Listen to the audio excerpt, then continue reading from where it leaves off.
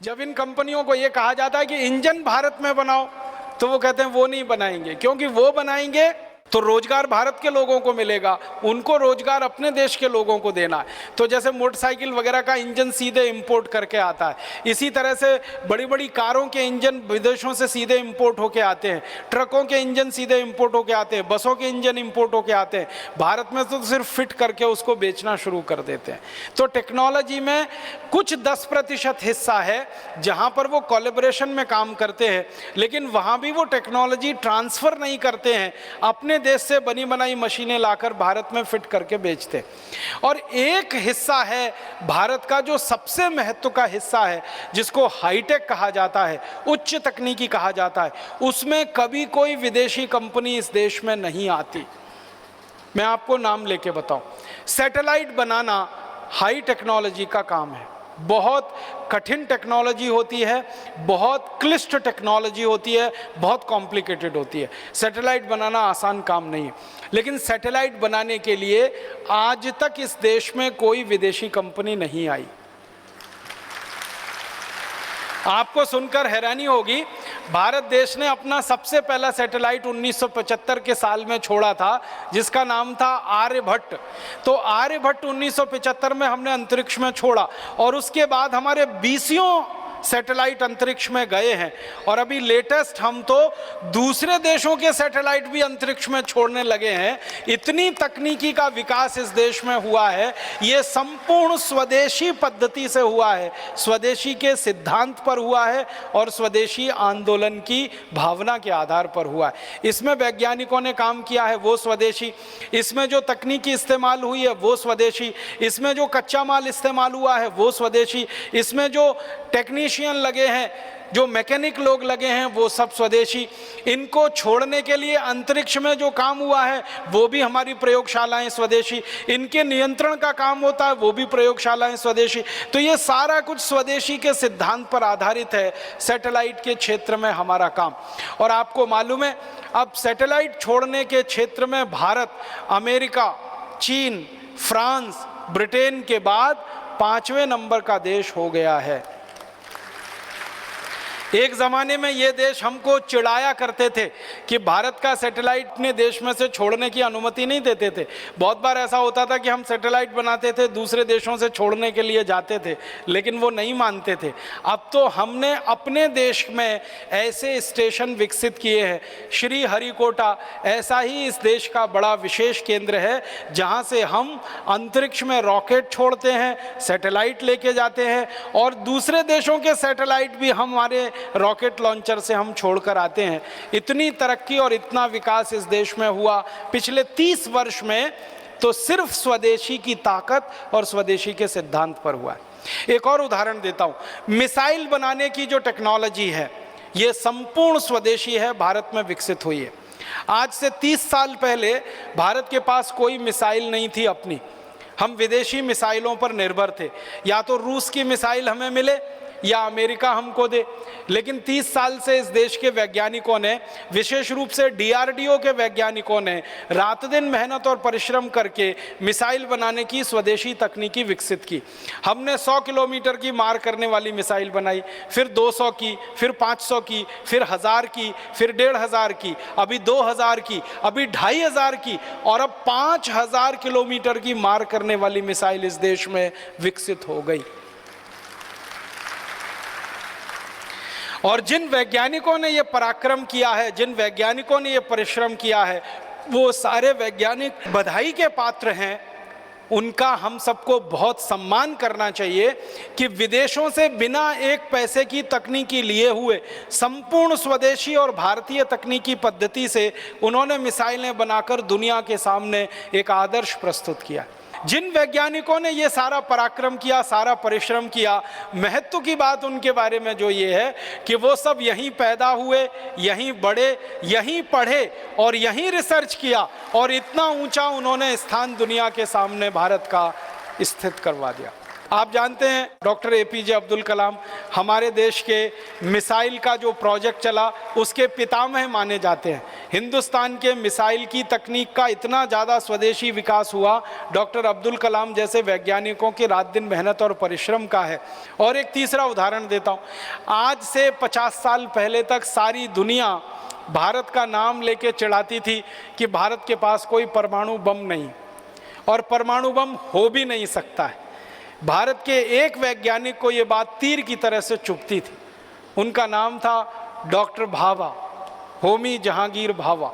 उनको ये तीर की तरह से चुभती थी कि भारत क्यों नहीं परमाणु बम बना सकता, दुनिया के वैज्ञानिक कर सकते हैं तो हम क्यों नहीं ये काम कर सकते। और उन्होंने सपना देखा और उनके सपने में दूसरे वैज्ञानिक एक एक करके शामिल हुए और वो वैज्ञानिकों के परिश्रम पराक्रम का कमाल देखो, उनके अभिक्रम का कमाल देखो कि भारत ने सारी दुनिया के सामने सिद्ध कर दिया कि हम परमाणु बम भी बना सकते हैं और ज़रूरत पड़ने पर उसका परीक्षण भी कर सकते हैं। और परीक्षण हमने कर दिया। आप जानते हैं सबसे पहला परीक्षण 1974 में किया श्रीमती गांधी के समय में, और उसके बाद 3 परीक्षण उसके बाद हमने किए और हमने ये परमाणु परीक्षण करके सिद्ध कर दिया कि अमेरिका या फिर फ्रांस या तो फिर ब्रिटेन या तो फिर रूस या तो फिर चीन जैसे देशों के पास जो परमाणु हथियार हो सकते हैं वो भारत के देश के पास भी परमाणु हथियार हो सकते हैं। और परमाणु हथियार हैं हमारे पास, ये वैज्ञानिकों ने बनाकर दुनिया के सामने सिद्ध किया। इतना ही नहीं, उन परमाणु हथियारों को हम मिसाइलों पर लगाकर अंतरिक्ष में लेके जा सकते हैं और ज़रूरत पड़ने पर उनका अंतरिक्ष में उपयोग कर सकते हैं। ये सिद्धि भी हमारे वैज्ञानिकों ने अभी हासिल कर ली है और ये भी संपूर्ण स्वदेशी की ताकत पर हुआ है, संपूर्ण स्वदेशी के आग्रह पर हुआ है। और अब तो आपको एक खुशी की बात बताता हूँ, अभी तक भारत के बारे में थोड़े दिनों से ये बात चल रही थी कि भारत के पास परमाणु बम है, बहुत अच्छा है, भारत अपने परमाणु बम का उपयोग अंतरिक्ष में कर सकता है, इसकी क्षमता का अंदाजा भी दुनिया के देशों को लगा। लेकिन कुछ 10 साल से भारत के बारे में दुनिया के देश ये कहा करते थे कि पानी के अंदर परमाणु बम का इस्तेमाल कर सके, भारत की अभी ये क्षमता नहीं विकसित हुई है। लेकिन अभी इसी साल भारत के वैज्ञानिकों ने एक परमाणु पनडुब्बी बना के सारी दुनिया को दिखा दिया कि पानी के अंदर अरिहंत नाम की पनडुब्बी जो इस देश ने बनाई है संपूर्ण स्वदेशी है, 100% स्वदेशी है और वो पानी के अंदर जाकर परमाणु हथियार का हमला कर सकती है, किसी भी दुश्मन को नेस्तनाबूद कर सकती है। देशी तकनीकी कैसी है, मैं आपको दवाओं के क्षेत्र में कुछ बताना चाहता हूँ। चिकित्सा के क्षेत्र में, दवाओं के क्षेत्र में अक्सर हमको ये सुनने को मिलता है कि बड़ी बड़ी विदेशी कंपनियां आ रही हैं, बहुत सारी दवाएं बनाकर ला रही हैं, उन दवाओं को भारत में बेचा जा रहा है। हमको ऐसा लगता है कि ये दवाएं बहुत हाई टेक हैं, हाई क्वालिटी हैं। मैं आपको बताना चाहता हूँ वो ये कि दुनिया के देशों में जो दवाएँ 20, 25, 30 साल से बंद हो चुकी हैं, जिनको जहर घोषित किया गया है, जिनको A class poison, B class poison declare कर दिया गया, जो बहुत ही खतरनाक जहर हैं, ऐसी दवाएं लाकर विदेशी कंपनियां भारत में बेचती हैं और हजारों करोड़ रुपए लूटती हैं, उसका मुझे बहुत दर्द है। मैं 1947 के रिजर्व बैंक ऑफ इंडिया के कुछ रिपोर्ट्स पढ़ रहा था तो पता चला विदेशी कंपनियां मात्र 10 करोड़ की दवाएं बेचती थी इस देश में 1947 में।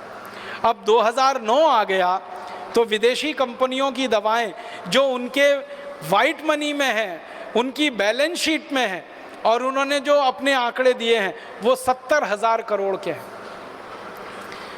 माने 70,000 करोड़ की दवाएं आज वो भारत में बेच रहे हैं और इनमें से अधिकांश दवाएं ऐसी हैं जिनकी हमें ज़रूरत ही नहीं है। मैं आपको भारत देश के एक जस्टिस हाथी हुआ करते थे, उन्होंने एक कमीशन की रिपोर्ट बनाई थी जिसको जस्टिस हाथी कमीशन रिपोर्ट कहते हैं। उस रिपोर्ट के कुछ आंकड़े बताता हूँ।